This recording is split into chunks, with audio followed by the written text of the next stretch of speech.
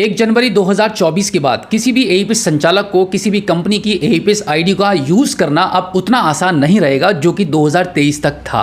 यहां पर मैं आपको बता दूं कि एनपीसीआई ने सभी कंपनीज को एईपीएस की जितनी भी इंडिया के अंदर कंपनियां चल रही हैं उन सभी कंपनियों को क्लियर ये निर्देश दे दिया है। 1 जनवरी 2024 से सभी एईपीएस कंपनियों को अपने पोर्टल पर इसको लागू कर देना होगा कि जब भी कोई भी रिटेलर अपनी आईडी पर जो भी ट्रांजेक्शन करेगा उसको हर एक ट्रांजेक्शन पर अपना 2 फैक्टर वेरिफिकेशन करना ही पड़ेगा, यानी कि कस्टमर के फिंगर के साथ साथ उसको अपनी भी फिंगर लगानी है, तभी उसका ट्रांजैक्शन सक्सेसफुल हो पाएगा, या फिर ये कह सकते हैं कि तभी वो आगे ट्रांजैक्शन कर पाएगा। तो यहां पर मैं आपको बता दूं कि जितने भी लोग अपनी फैमिली मेंबर्स की आईडी का यूज कर रहे हैं, कुछ लोग अपनी वाइफ के नाम से आईडी को चला रहे हैं, उनको मैं बता दूं कि अब आपको आपकी खुद की आईडी का इंतजाम करना होगा। अगर आपके पास कोई भी आईडी नहीं है तो आप हमारी स्क्रीन पर दी गई कॉन्टैक्ट नंबर पर हमें संपर्क कर सकते हैं।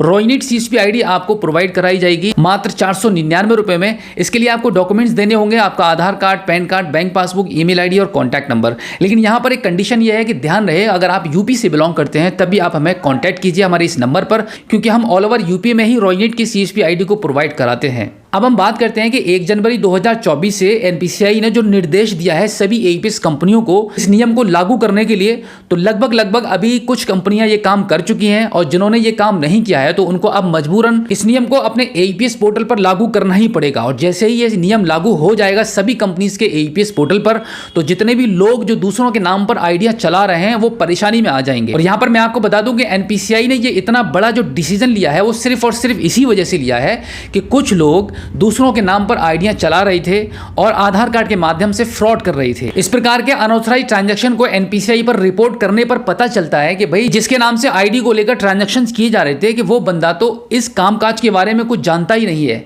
ना तो वो पढ़ा लिखा है और एक मजदूर टाइप का आदमी है, कोई इतनी नॉलेज है ही नहीं कि सिस्टम कैसे चलाते हैं और एक एईपीएस आईडी क्या होती है। तो इस प्रकार के भी काफी केसेस सामने आए हैं और साथ ही साथ में बहुत सारे लोगों के आधार कार्ड के माध्यम से पैसे लूटे गए हैं, जिसकी वजह से इस नियम को बहुत ही मजबूरी में लाया गया है।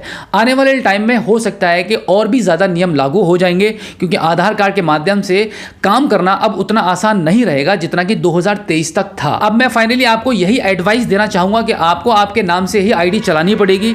अलग अलग पर्सन के नाम से आईडी रखने का अब कोई भी मतलब नहीं है। बहुत लोगों का शौक होता था कि मल्टीपल आईडीज को उनकी शॉप पर रखना है तभी उनका काम चल पाएगा। अब आपको अपनी हैबिट को बदल लेना होगा, अपनी सोच को भी बदलना होगा। अब यहां पर आपके शॉप पर जो भी पर्सन अवेलेबल रहेगा काम करने के लिए, या तो आप उसके नाम से आईडी रखिए या आपके खुद के नाम से आपके पास आईडी होनी चाहिए अगर आप शॉप पर कंटिन्यू बैठते हैं तब।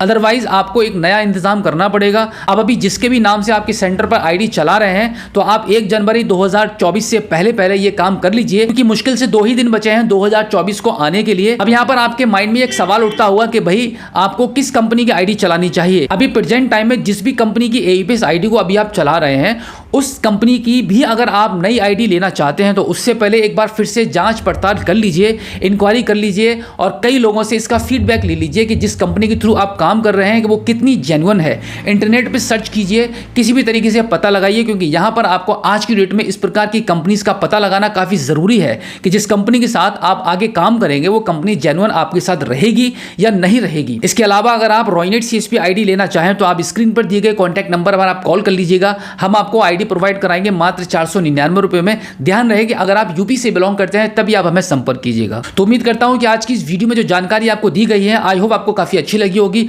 अगर आप पहली बार हमारे स्मार्ट शॉप यूट्यूब चैनल पर आए हैं और अभी तक आपने हमें सब्सक्राइब नहीं किया है तो प्लीज एक बार सब्सक्राइब जरूर कीजिएगा और बेल आइकन को भी प्रेस कीजिएगा। तो चलिए दोस्तों, मिलते हैं आपसे किसी और एक अगली वीडियो में एक नई जानकारी के साथ, एक नई अपडेट के साथ और एक नए जोश के साथ। तब तक के लिए जय हिंद।